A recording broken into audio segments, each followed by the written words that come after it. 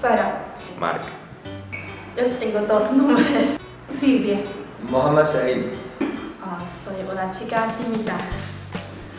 Gracioso, alegre y Un poco raro. Soy musulmana. Abierta, flexible. Tranquil, responsable, sensible. Me identifico con el mundo, la humanidad. Tímido pero valiente.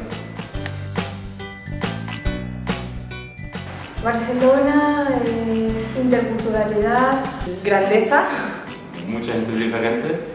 Barcelona, muy fantástica. Mar, montaña, personas. Carismática. Comida.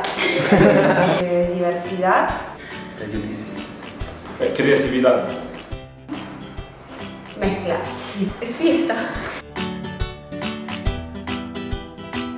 Responsabilidad. Amor. Es abierto, sincero y directo. Divertido. Está bien para disfrutar. Compartir. Países, emociones. Respeto. Me gusta mucho. Y hermoso. Y mucho aprendizaje. Aprendizaje. Aprendizaje. Y aprendizaje.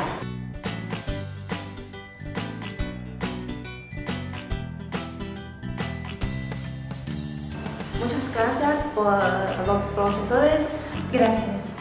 Compañeros son buenos.